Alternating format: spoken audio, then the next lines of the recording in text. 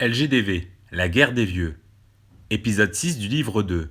Jour 40 des nouvelles mitigées. Au jour 45, opération TI, J-1. Auteur Amar Belmostefawi. Image d'illustration Karen Gallego. Partagez ce livre 2 ainsi que le livre 1 sur vos réseaux sociaux et avec vos proches. Bonne écoute et visionnage à vous. Jour 40. Des nouvelles mitigées. La veille, sur un morceau de papier, j'ai laissé le prénom d'Archie ainsi que la plaque d'immatriculation de son véhicule à Régis, l'agent de sécurité à l'entrée du club.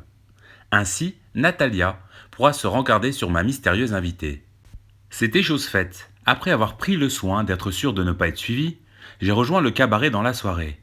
Archie paraissait quelque peu inquiète de me voir sortir à une heure si tardive. Elle a bien évidemment tenté de savoir le lieu et l'objet de mon déplacement. J'ai esquivé sa question en la rassurant que je rentrerai dans la nuit et de ne pas s'inquiéter pour moi. Comme à son habitude, Natalia m'a accueilli avec un martini blanco, un des seuls alcools que je m'autorise à consommer lors de mes rares sorties de nuit. Autant dire que cela était très exceptionnel. Nous ne sommes pas tout de suite entrés dans le vif du sujet. Nous avons parlé du passé, de mes différentes missions avec son papa, mon ancien partenaire. Petit à petit, Natalia s'est approchée de l'objet de ma venue. Elle m'a annoncé que la femme que nous avons recueillie est une ancienne militaire des forces spéciales et plus exactement le contre-espionnage. Je ne sais pas par quel moyen l'espionne avait réussi à contacter notre économiste. Une chose est sûre, le doute subsistait. Est-ce que cette femme avait intégré LGDV pour partager son savoir ou pour espionner notre groupe ? Quoi qu'il en soit, il nous fallait être très prudents et, comme disait Natalia, désamorcer la situation. Elle ne prétendait pas m'apprendre mon travail, mais elle pense que je devais trouver le moyen de minimiser mon intervention et celle d'Amine en ayant été chercher Archie dans le sud-ouest. Dans le doute, il fallait passer pour des exécutants, des colleurs d'autocollants de propagande de LGDV, plutôt que pour des meneurs. Sans tabou, Natalia m'a demandé si Archie avait déjà commencé son numéro de charme. J'ai répondu que oui. J'ai même annoncé que si le gouvernement avait embauché cette femme pour nous soutirer des informations et ou faire tomber notre organisation, il n'avait pas lésiné sur les moyens. Archie était une femme complète, parfaite. Quoi qu'il en soit, Natalia m'a conseillé de prendre le double de mes précautions face à cette situation. Avant que je parte et que je repasse devant le parc avec un léger rictus, elle m'a demandé de ne planter aucun junkie à mon retour au domicile.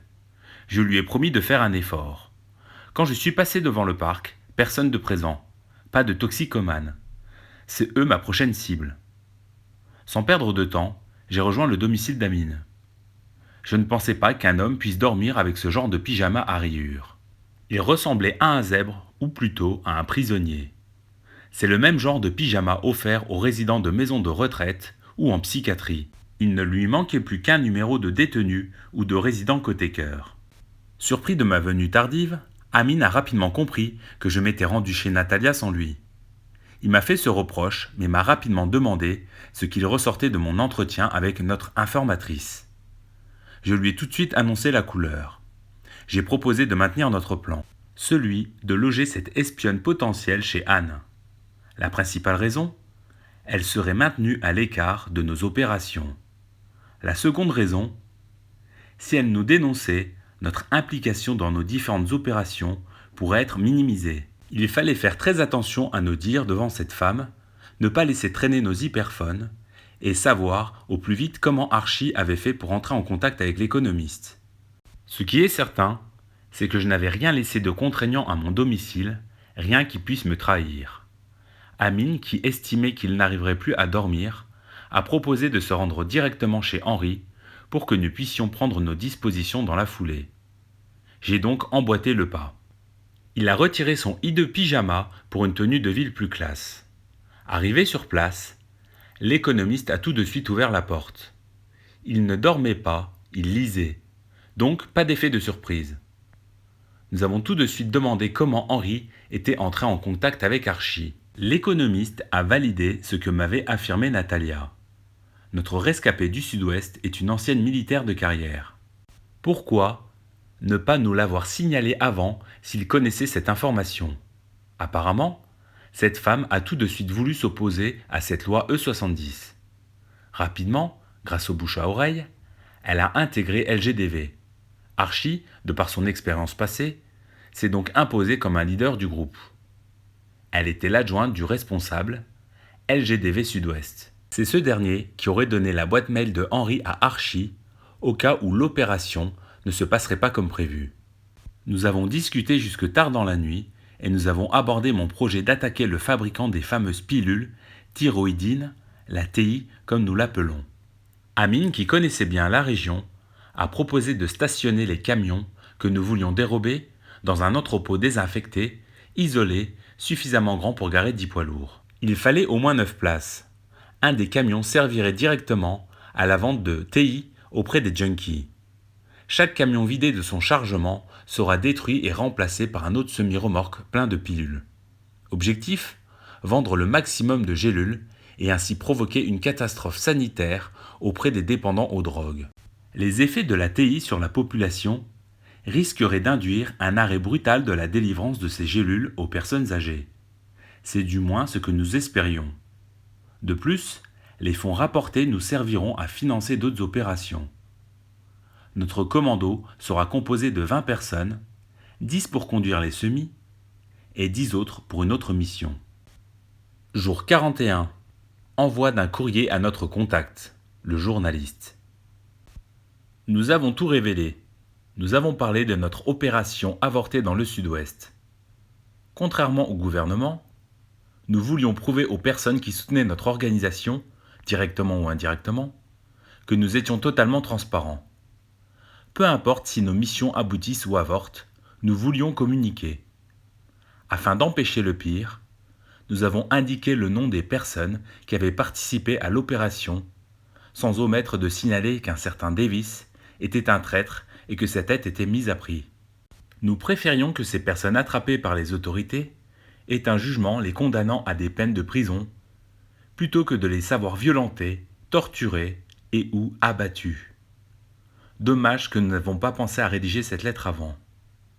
Cette idée ne venait pas de nous, mais d'Archie. Comme convenu, Amine et moi, nous sommes passés pour des exécutants, des colleurs d'autocollants et d'affiches. Archie n'était pas dupe. Nous avons promis de passer l'information, l'idée de ce courrier à qui de droit. Nous avons profité de l'occasion pour déposer Archie chez la défunte Anne. Nous avons fait des courses avant. Nous avons placé les provisions à l'arrière de la voiture, ainsi qu'Archie dans le coffre. Pas très malin, mais nous avions réfléchi après coup. Il ne fallait pas se faire attraper, ne laisser aucun indice ou des empreintes pouvant nous trahir. Notre information a tout de suite fait mouche auprès de notre contact.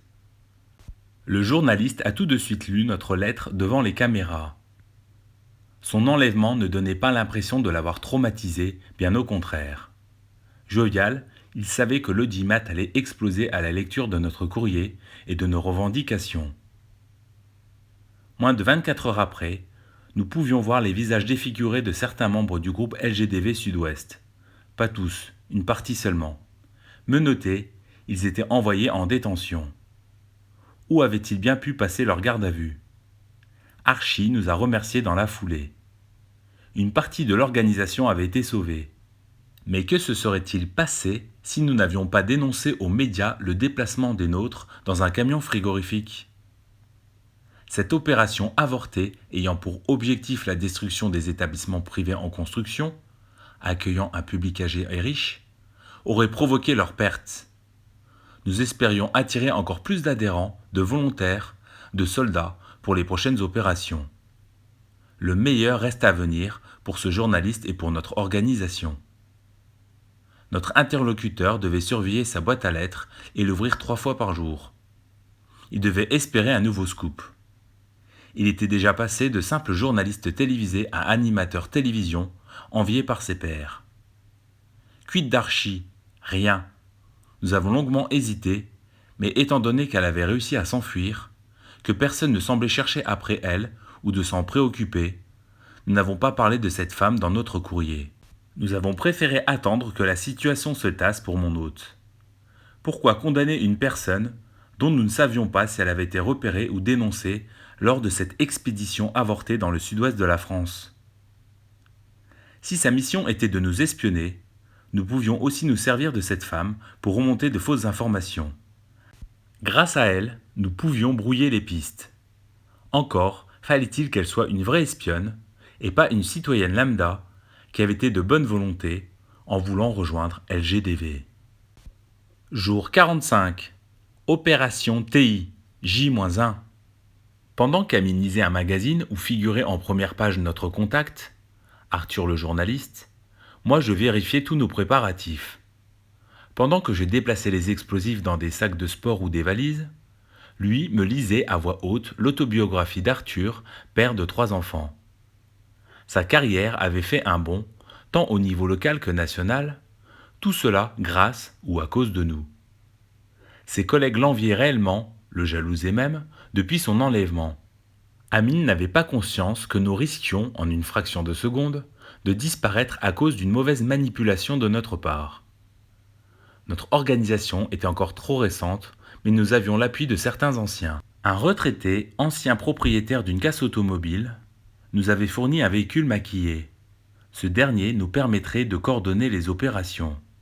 Quant aux autres véhicules, nous avons fait appel à un ancien voleur de voitures pour nous trouver 4 camionnettes. Je vous rassure, rien n'a été fait au hasard. Tout a été mûrement réfléchi. Dans chaque véhicule dérobé à leur propriétaire, ou pour notre véhicule maquillé, se trouvent donc des explosifs, des bidons d'essence et une équipe de 4 à 6 personnes, selon le rôle donné à chacun.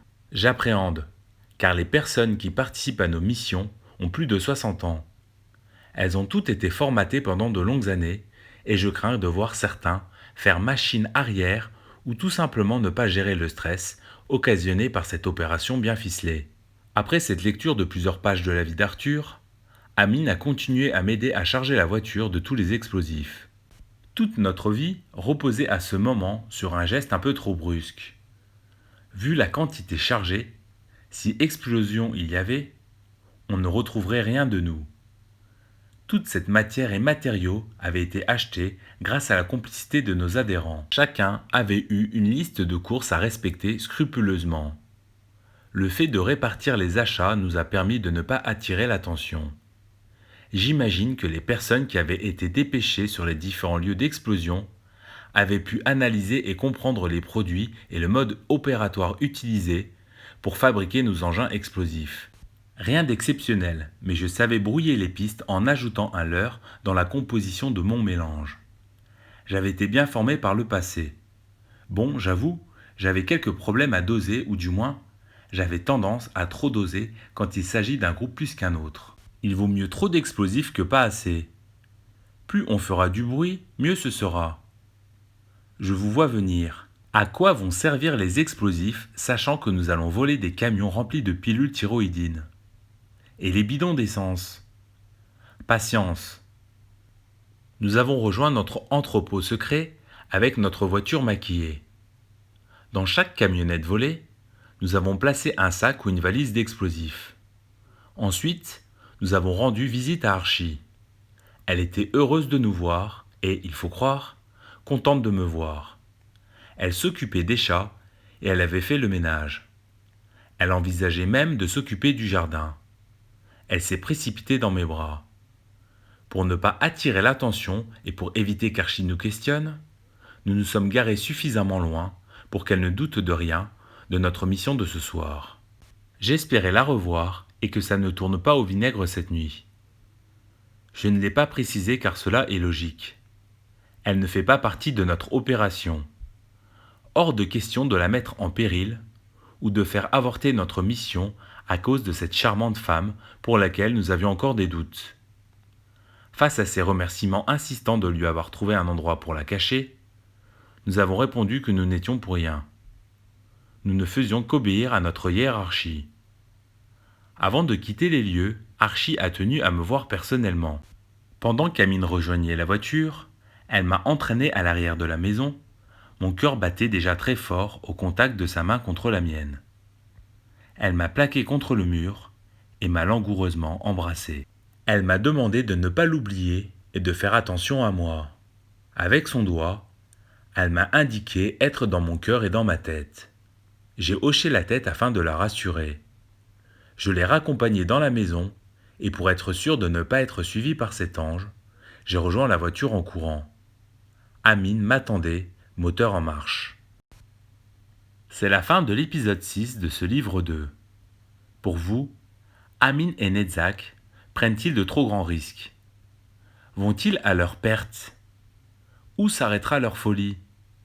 Peut-on considérer ces deux hommes comme de valeureux chevaliers ou pour des terroristes? Est-ce que le pacifisme règle tout? Le prochain épisode, l'épisode 7, ira du jour 46, Opération TI, au jour 48, on calme le jeu. Je profite de ce moment pour vous signaler qu'il existe un autre livre audio illustré composé de 24 épisodes sur ma chaîne YouTube Amar B. En attendant le prochain épisode de ce livre audio La guerre des vieux, je vous remercie pour l'écoute, le partage et le visionnage de cette vidéo. Je vous dis à bientôt.